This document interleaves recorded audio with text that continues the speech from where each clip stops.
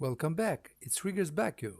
I'm happy to be back with you for the third tutorial in the MedPAN regular training program series entitled Getting Started on How to Characterize Fishing Activities in Your Marine Protected Areas. Today, we'll focus on the main target species of Mediterranean fisheries, looking at their biology, life cycle, and key characteristics relevant to MPA management. In this first section of the tutorial, we will cover some key concepts on the biology and life cycle of marine species that are essential for effective management of marine protected areas. Certain life history characteristics like age at maturity, growth rates, fecundity, and lifespan can help identify the vulnerability of a fish species to overfishing. Reproductive biology, which is about understanding the reproductive behavior, timing and location of spawning, is essential for protecting fish during their critical life stages. Migration patterns, that is, knowing where fish migrate and where they come from, is important for managing their populations and can help make decisions about the size and location of the MPA. Knowledge of the habitat requirements and diet-trophic relationships of marine species is also essential for effective MPA management. Indeed, marine species rely on a range of habitats. Protecting a variety of habitats and ecosystems is important for ensuring the survival of many species that depend on them. In terms of diet, marine species will consume a variety of prey items depending on their feeding habits and the availability of food. For example, carnivorous fish such as groupers and snappers may prey on smaller fish and invertebrates, while herbivorous fish like parrotfish feed on algae and seagrasses. Marine mammals such as dolphins and seals may feed on fish, squids, and crustaceans. Additionally, some species may have important ecological roles as both predators and prey, such as the octopus, which feeds on small crustaceans and fish, but is also preyed upon by larger fish and marine mammals. Overall, marine protected areas are important for maintaining the health and diversity of marine ecosystems and can provide important insights into the diet and trophic relationships of marine species. By protecting key habitats and species, marine protected areas can help to maintain healthy and resilient marine ecosystems and support sustainable fisheries. Understanding the biology and life cycles of marine species enables MPA managers to identify critical habitats, movement patterns, and spawning grounds of fish populations and design effective management strategies to protect these populations and their habitats. This will, for example, allow the identification of fishing seasons, gear types, and fishing techniques that minimize the impact of fishing on vulnerable fish species. To begin with, let's take a look at how fish reproduce. All fish do not reproduce in the same way. For example, some Mediterranean fish like groupers or sea breams build nests on rocks or in crevices to lay their eggs, which makes them particularly vulnerable to disturbances on the seabed. Many pelagic species such as bluefin tuna, swordfish, and anchovies release their eggs and sperm into the water column, which highlights the importance of preserving water quality and minimizing pollution in the open sea. Timing and location of reproduction also differ depending on the fish species. For example, bluefin spawn in shallow inshore areas during the summer, while sea breams spawn in deeper offshore areas during the winter. These diverse reproductive strategies have important implications for conservation and management of fish populations in marine protected areas. Knowing when and where the spawning occurs can help predict the recruitment of new generations of fish and sustain the population in the MPA. Knowing which species rely on specific reproductive habitats or behaviors can help us identify critical areas that need protection and ensure the appropriate measures are taken to preserve their breeding cycles. Another important factor to consider when managing fisheries in marine protected areas is the reproductive maturity of the target species. This refers to the age at which individuals are capable of reproducing, which can vary greatly between different species. For example, species like gilded sea bream and European sea bass do not reach maturity until they are 2 to 3 years old, while other species like octopus and cuttlefish can reproduce when they are only a few months old. To better understand the differences in age of maturity, let's take a look at some other marine species. The Mediterranean monk seal, a critically endangered species, reaches maturity at around 4 to 5 years old, similar to some fish. In contrast, the loggerhead sea turtle, a species listed as vulnerable, takes up to 20 years before reaching sexual maturity, whilst invertebrates like the sea urchin and the sponge can reproduce when they are only 1 year old or less. So, why is understanding reproductive maturity important for fisheries management? Fish that are caught before reaching maturity may not have had the chance to reproduce and contribute to future generations. This can result in declining populations. By setting fishing limits based on the age of maturity, we can ensure sustainable catches and preserve healthy fish populations. Fish fecundity, that is closely linked to reproductive maturity, is also essential in MPA management. The fecundity of many fish species can be influenced by factors such as age, size, and environmental conditions. Let's take the example of the European sea bass. Larger individuals have a higher reproductive output than smaller ones. This means that the reproductive potential of the sea bass population can significantly change based on the size distribution of individuals.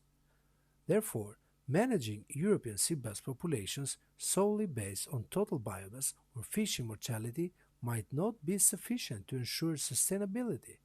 It is also essential to consider the size structure of the population and the fecundity differences among individuals.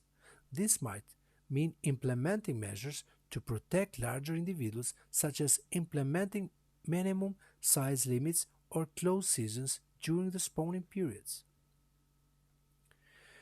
Overall, understanding fecundity and how it affects the dynamics of fish population is therefore crucial in developing effective management strategies to maintain the sustainability of fisheries.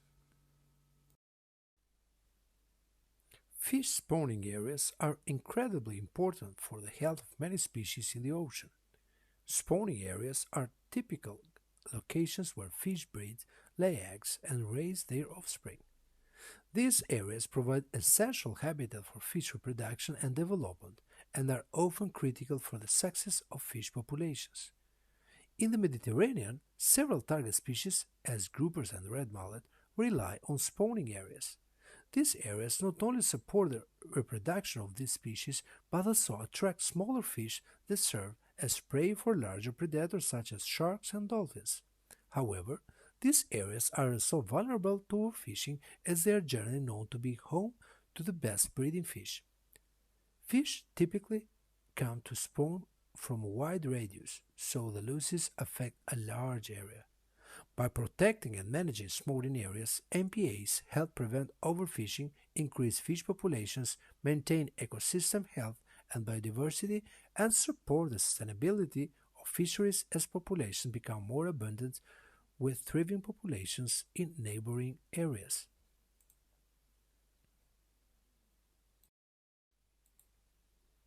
Let's now look at spawning aggregations. What are spawning aggregations and what makes them vulnerable?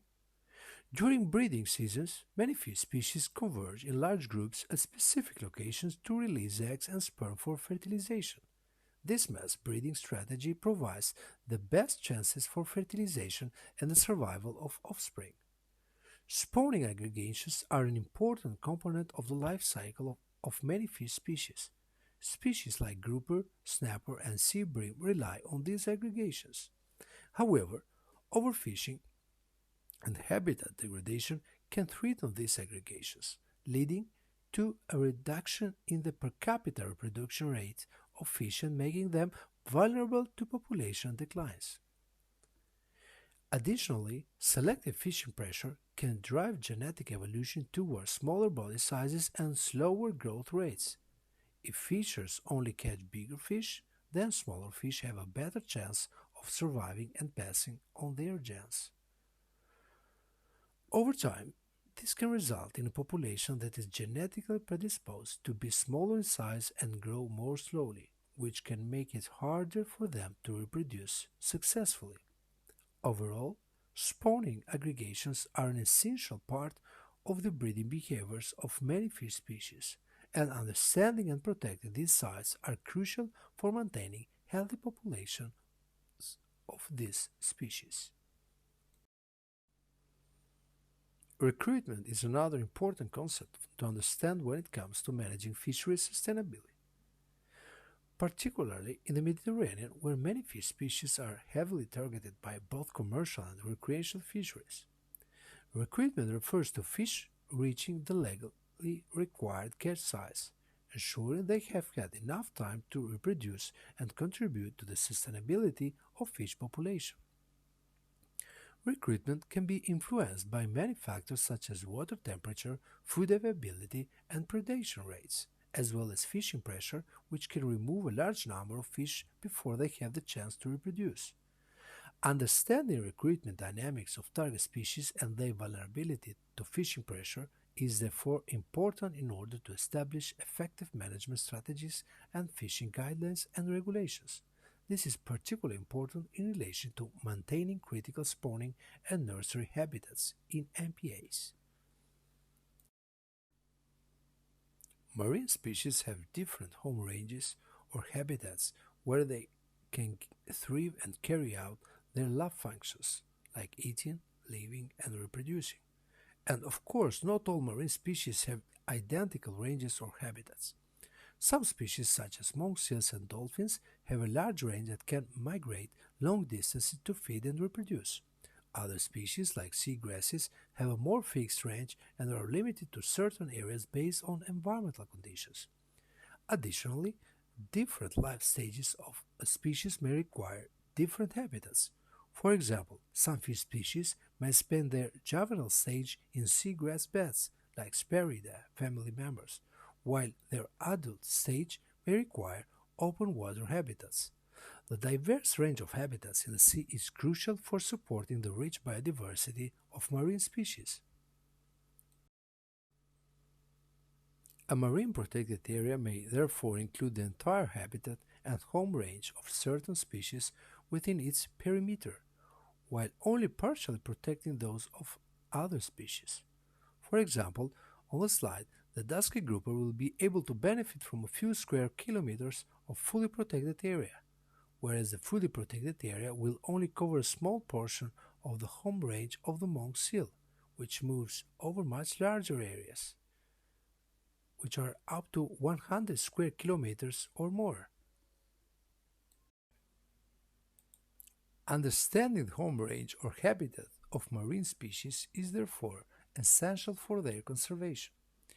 And there are several reasons for this. Habitat protection. By identifying the range or habitat of a species, conservation managers can focus their efforts on protecting and managing those specific areas.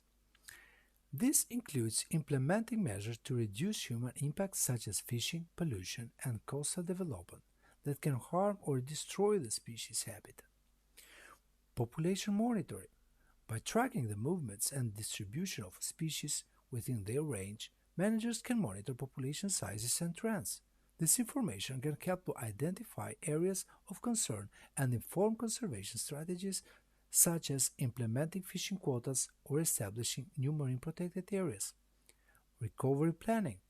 For species that are endangered or threatened, understanding their home range is critical for developing recovery plans. By identifying and protecting critical habitat areas, managers can increase the likelihood of species recovery and survival. Ecosystem management. Many marine species play important roles in maintaining healthy marine ecosystems. By understanding their range and habitat requirements, managers can work to protect and restore entire ecosystems, which in turn benefits a range of species and supports sustainable fisheries. In summary, understanding the home range of marine species allows for targeted efforts to protect critical habitats, monitor populations, and develop recovery plans for threatened species, all of which contribute to maintaining healthy and sustainable marine ecosystems. This understanding is essential to MPA design and management. Let's now take a look at the effects of fishing on population dynamics, and more specifically the consequences of large-scale removal of older fish. When we fish, we generally target the larger, older fish in the population. This means that over time, the average age and size of the fish in the population becomes younger and smaller. If we continue to remove these older fish on a large scale, the age-sex structure of the population is likely to be disturbed. For example, if we remove too many older females from a population, then there may be not enough females to reproduce and maintain the population size. This can lead to a reduced population sex ratio, which can be a problem for the long-term health of the population.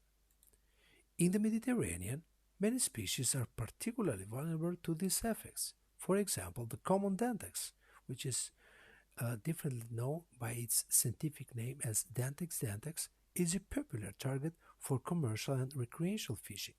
This species can live up to 20 years and reach sizes over 1 meter in length. However, due to overfishing, the average size of common dentex has decreased and the population sex ratio has become more male biased in some areas.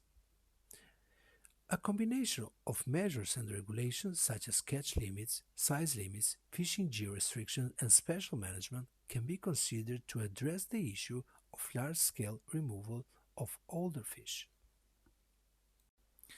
But do you know what the main target species are in the Mediterranean? Let's see who they are across the different fishing sectors. Looking at commercial fisheries, which includes large-scale or industrial fisheries, and the artisanal or small-scale fisheries, three species groups emerge as dominant, making up to 72.3% of total reported landings. The first group includes herring, sardines, anchovies. The second one, miscellaneous coastal fishes, and the third one, miscellaneous pelagic fishes. 7 other species groups contribute to 22.5% of the total landings, while the combination of all remaining species amount to 5% of the total landings. Industrial fisheries in the Mediterranean primarily target species like the European pilchard, anchovy, European hake, red mullet, monkfish, lobster, shrimps, clams, mussels, and crabs. As can be seen from the graphs of landed catches on this slide, overfishing and unsustainable fishing practices have led to a significant decline in several of these species targeted by industrial fisheries in the Mediterranean Sea. This is, for example, the case for the sardine and European hake. As you can see, landed catches and consequently relative biomass have also varied over time for the European anchovy and deep-water roach shrimp, although catches have remained almost stable for these two species compared with the other two. An important characteristic of small-scale fisheries is that the volume of catches is much less than those of industrial fisheries, but with a wider range of target species. This versatility potentially makes small-scale fishing more sustainable, as it has a reduced impact on biological communities compared to capturing the same volume from a lower number of species. The list of species targeted by small-scale artisanal fisheries is therefore quite long. According to this chart showing the value of fishing catches, species significantly targeted by small-scale fisheries throughout the Mediterranean basin include the common octopus and the cuttlefish, spot-tailed mantis shrimp and caramote prawn, the common sole and spirida family members, in particular the gilded sea bream and common Pandora, which are appreciated everywhere for their delicate white flesh and have a high commercial value. But then again, the list can be extended with sub-regional variations to many other target species, from European sea bass and dentex to mallet, Atlantic bonito, swordfish, and many more. In the Mediterranean, recreational fishes frequently target species that are also sought by commercial fishers, both in large-scale and artisanal sectors. Some of the key species include bluefin tuna, a precise catch in many regions, small pelagics, especially from the Scomberidae family such as Atlantic mackerel and Atlantic bonito, large pelagics, notably Carangida like greater amberjack, and lairfish, but also Xiphidae like swordfish, Coryphenidae such as dolphinfish, Coryphena hipporus, Sparidae including gilded sea bream and common dentex, Cephalopoda like European squid, common cuttlefish and common octopus, and other commonly targeted species like the European sea bass, European conger, mullet, or different species of groupers. Although these species are widely targeted across the Mediterranean, preferences may change from one subregion to another. The overlapping target species between recreational and commercial fishers can lead to potential conflicts, underlining the importance of developing coherent and harmonized management frameworks. This alignment is crucial for species commonly targeted by both sectors in order to ensure sustainable fishing practices and the conservation of marine ecosystems. Continuing with this tutorial, we will take a closer look at a limited number of target species that may be of particular concern for fisheries management in the Mediterranean marine protected areas. To narrow down the broad list of target species, we will consider 1. Species that are most common in different parts of the Mediterranean. 2. That are targeted by both commercial and recreational fishing. 3. Whose life cycle is partly coastal, as most MPAs are coastal. 4. Which are subject to moratoria or regulations widely across the Mediterranean. And 5. That can be used as an indicator in the MPA management. This tutorial is obviously not intended to cover every possible target species, so this criteria will help us draw up a limited list of species that we will shortly be looking at more closely together. But as MPA managers, you should monitor your own list of target species based on your own criteria, according to your conservation priorities and the characteristics of your local fisheries. For example, in the Côte Bleue Marine Park in the south of France, 24 target species are monitored. The list includes their scientific and common names, minimum authorized size, maximum size, diets, UCN status, and a vulnerability index. Following this example, it is important to focus the monitoring effort on a limited list of relevant target species using cost-effective protocols that meet your management needs and can be maintained over time. But let's get back to the list of target species we will consider in the final section of this tutorial. We decided to focus on species most commonly found in the Mediterranean, targeted by commercial and recreational fisheries with a partly coastal life cycle relevant to MPAs, subject to widespread regulation and useful as indicators in MPA management. Besides these 5 criteria, we will choose species that are well documented in terms of growth, spawn period, diet, fecundity, and other important biological characteristics. It is likely that quite a few of these 15 species can be found in your marine protected area and are targeted by local fisheries. In this final part of the tutorial, we will look together at the identification keys and main characteristics of the 15 target species on our list to help you identify them.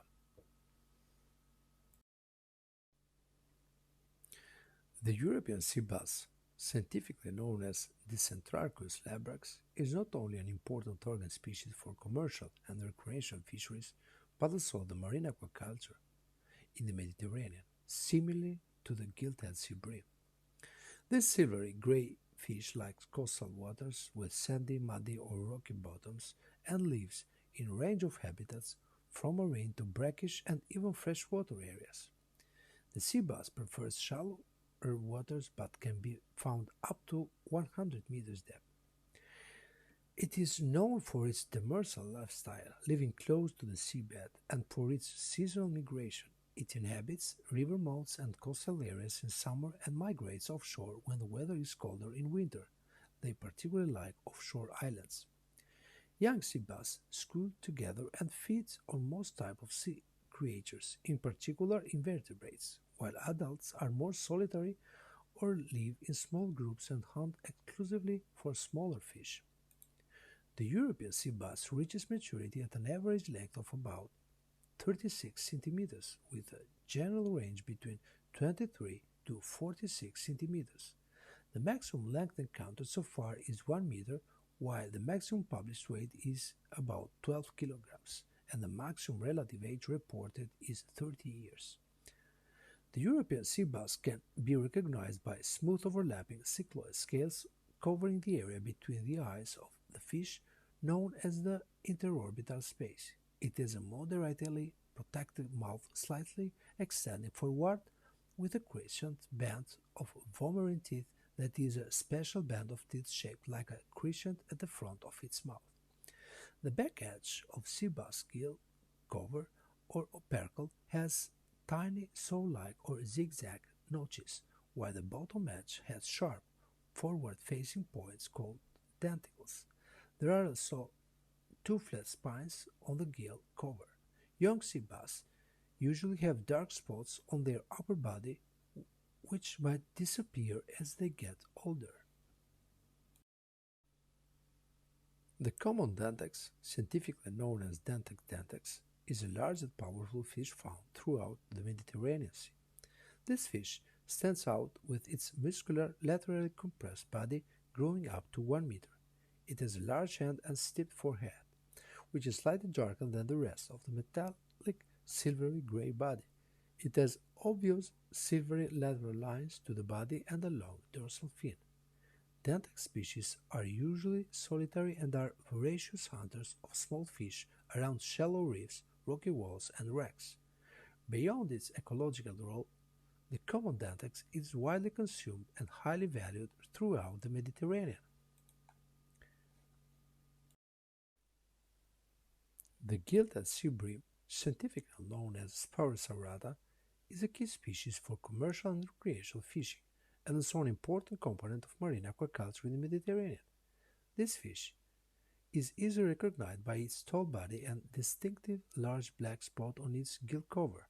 The snout, the part of the fish's head that extends in front of the eyes, is more than twice as long as the diameter of the eyes. The gilded sea bream reaches maturity typically within the size range of 33 to 40 centimeters at an average length of around 36 centimeters. The heaviest recorded weight was 17 kilograms and the oldest was aged 11 years. Gilded sea breams are commonly found in seagrass beds and sandy bottoms, as well as in the surf zone, commonly to depth of about 30 meters, though adults may occur to 150 meters depth. Known for their sedentary nature, these fish are often found alone or in small groups. In spring, they may be found in brackish waters or of coastal lagoons and estuaries. The gilded sea bream's diet is primarily carnivorous, feeding on shellfish like mussels and oysters, but they occasionally consume plants. The bogue, known scientifically as boobs, is a long silver fish with a metallic blue back and a distinct lateral line. It can grow up to 35 centimeters in length and can give life up to 13 years. Cylindrical in shape, it has a streamlined body and a thin, tapering tail. It can be recognized by the yellowish longitudinal lines on its flanks, although these lines may not always be clear. The bog forms large feeding schools and shallow reefs, and near the surface, often mixing with other fish such as smelt and chromis due to their similar diet, which consists mainly of crustaceans. During the day, they are found in shallow waters, but at night they move to deeper areas. This species is widespread throughout the Mediterranean, where they are a common target for both commercial and recreational fishers. An interesting feature of the bog is its hermaphroditism, starting life as a female and transforming into male as they age. This adaptation plays a crucial role in their reproduction and population dynamics. The annular sea bream, known scientifically as Diplodocus annularis, can grow up to 24 centimeters. This silvery species is recognized by its silvery body featuring a dark band around its tail and a wide vertical dull shade just behind the eye, extending from the top of the head to the gill covers. This fish enjoys coastal reefs and is commonly seen in small groups near sandy bottoms or rocky areas. The young often inhabit brackish waters. The annular sea bream is often confused with white bream due to their similar appearance.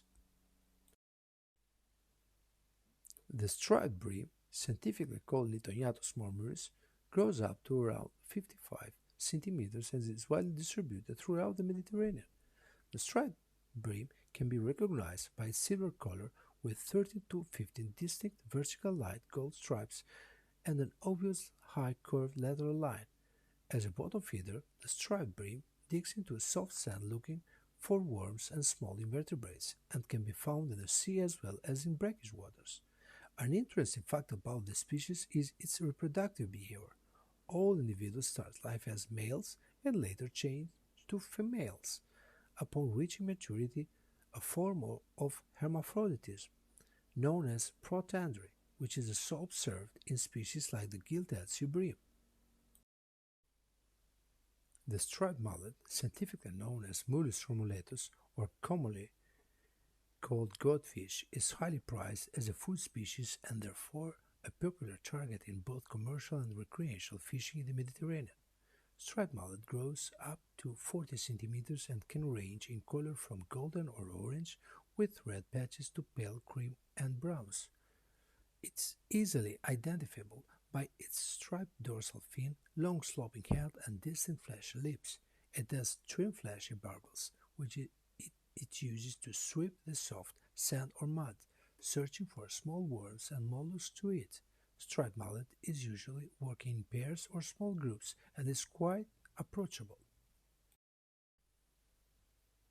Commonly found in central and western Mediterranean regions, the common Pandora, differently known by its scientific name Pagellus erythrinus, is light tan to light brown in color and may have some pink and bluish spots at maturity. It can grow over 35 centimeters and has an elongated body with a tapering tail and a rather small head. The common Pandora lives on lower reefs and feeds on small crustaceans and mollusks. Like other sparrows, it has large crushing molars, which it uses to crush and grind its food. Interestingly, the common Pandora starts life as a female and transforms itself into a male at around 16 centimeters in size, a process of hermaphroditism similar to the bog, but different from that of the gilded sea bream and striped bream, which change from male to female.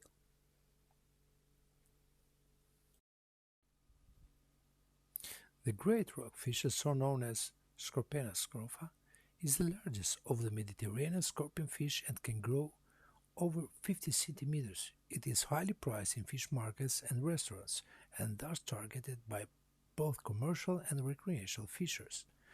Recognizable by its tan and light brown color, it has many fleshy appendices underneath the jaw and around the head that provide excellent camouflage, helping it to blend into the rocky environments of the seabed. The great rockfish can be found in most habitats but prefers well-lit areas generally around seagrass meadows and among algae-covered rocks. Like other members of the Scorpionidae family, the great rockfish has venomous fin spines which, while less toxic then some relatives can still cause significant pain and infection, so be careful when handling them. The European hake, known scientifically as Merluccius merluccius, is among the species most targeted by Mediterranean fisheries. It is found from Norway and Iceland southward to Mauritania and also in the Mediterranean Sea and along the southern coast of the Black Sea. Its stock is considered overfished and management measures have been recommended by the GFCM to all Mediterranean countries. The European hake is recognizable by its slender body and a distinctive black color inside its mouth and gill cavities, while the second dorsal fin and the anal fin are serrated. It has around 50 vertebrae, the first vertebra and neural spine being attached to the skull. They reach maturity at an average length of around 42 cm, ranging from 20 to 70 cm. They can weigh up to 15 kg and live up to 20 years.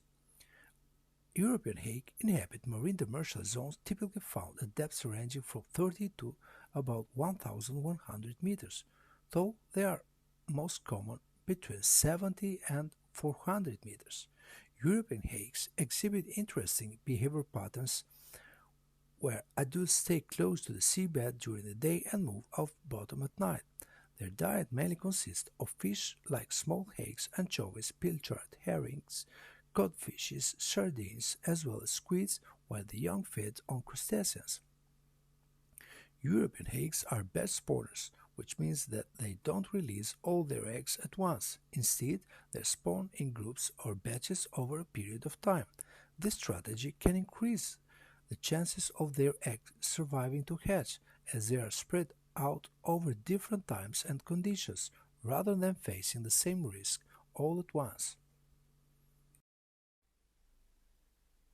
The brown migger, known scientifically as Siena umbra, is a robust fish with a silvery body which typically grows to around 35 centimeters.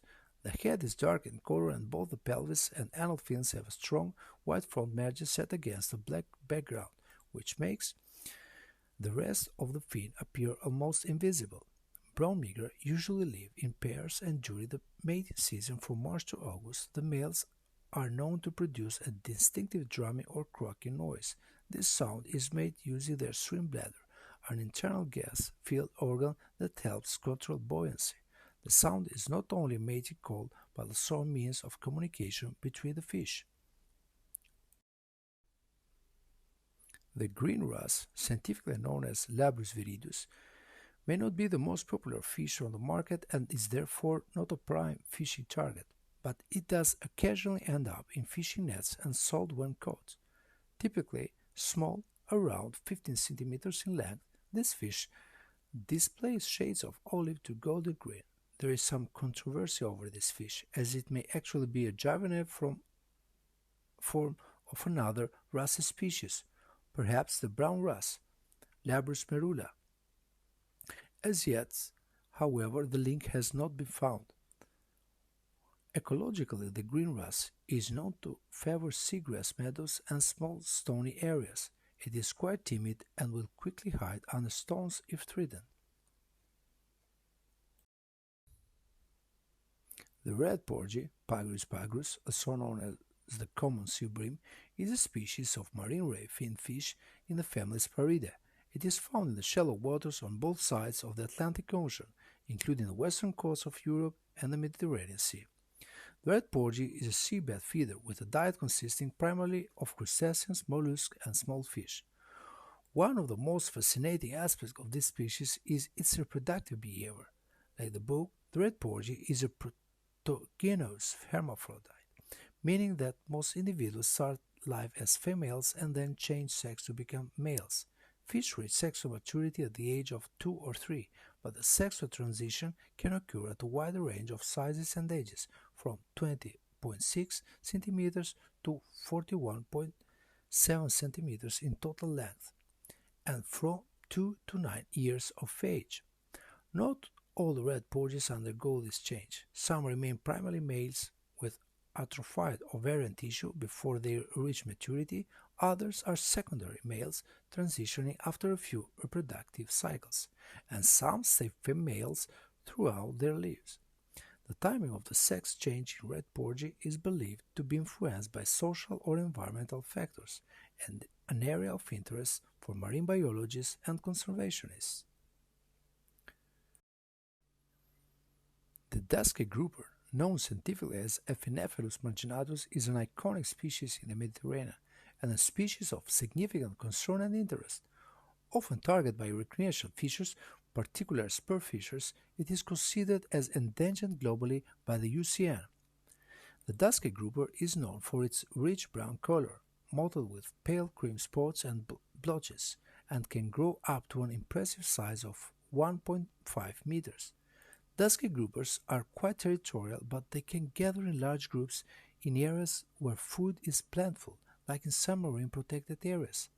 Their friendly and inquisitive nature makes them very popular among divers, but also makes them easy targets for spear fishers.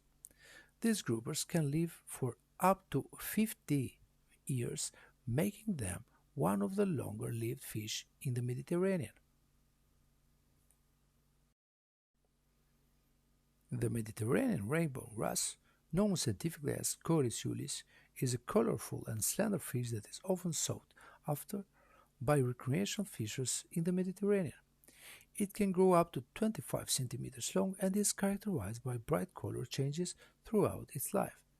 Typically, it displays a mix of horizontal stripes in a variety of colors ranging from yellow to vivid orange. Some may even have zigzag bands along the flanks. The Mediterranean rainbow wrasse is also recognizable by its pointed snout and tapered tail.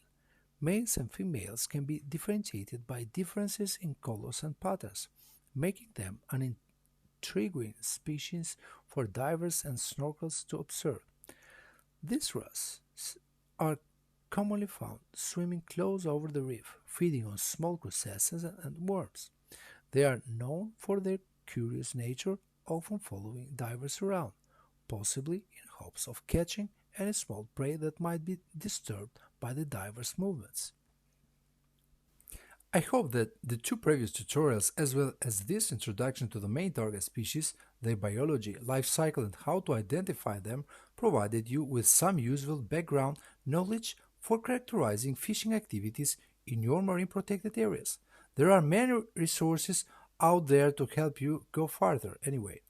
You'll find many of them on the MedPAN website, especially this methodological guide for fisheries monitoring the Mediterranean marine protected areas, which will help you to select effective monitoring methodologies. Also, stay tuned to other MedPAN training courses, such as this advanced training for building participatory approaches to fisheries management in MPAs. This training course is designed to be repeated over time, so don't hesitate to apply in the future. As for identifying fish species, there are many books and online resources available, such as, for example, Fish Base, Worms, which means the World Register of Marine Species, or the Marine Species Identification Portal, where you will find comprehensive species data including identification keys, species distribution, and ecological information. But knowing and understanding fish and fisheries is primarily a matter of long-term experience in the field. So, go underwater, visit fish markets, and most importantly, talk to fishers. They hold invaluable traditional ecological knowledge. Approach fishers with modesty, curiosity, and interest in their work, and they will answer all your questions, or almost all of them. Thank you for following this series of tutorials. Bye for now.